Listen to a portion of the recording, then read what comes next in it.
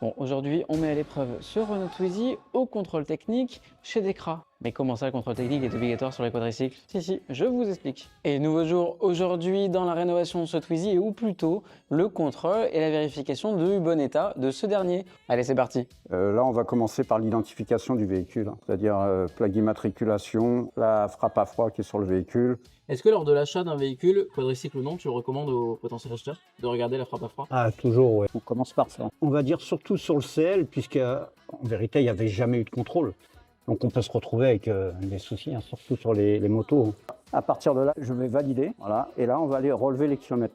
3164. Là, on va commencer par regarder ce qu'on a à l'intérieur dans l'habitacle. Hein. Ceinture de sécurité, siège, on contrôle l'ouverture des portes, charnière. Le lave-glace, là, il n'y en a pas. Quand il n'y a pas de lave-glace qui sort, c'est une contre-visite. Du moment qu'on entend la pompe, on peut le mettre en mineur. L'éclairage. Alors là, on contrôle bien sûr si ça fonctionne, mais on contrôle l'état et la fixation des feux. Hein. Pour l'instant, ça va. Ça tient la route encore. Alors là, on va avoir un petit souci puisqu'on n'a pas la commande pour les feux de détresse ou feux clignotants. S'il est absent ou s'il ne fonctionne pas, en mauvais état, hein, ouais, c'est contre-visite. Là, je contrôle l'état, la fixation des rétroviseurs. Hein. Regarde la glace, si elle est bien directionnelle et tout. Donc là, on est OK. Si elle est fendue?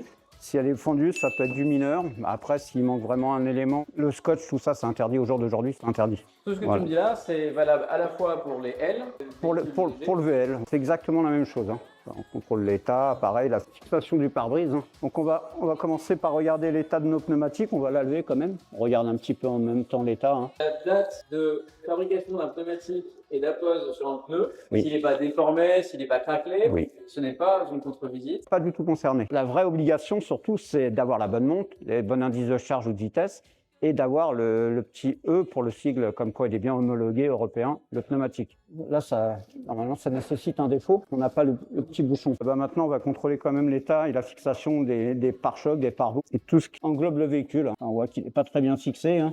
Voilà, on est OK.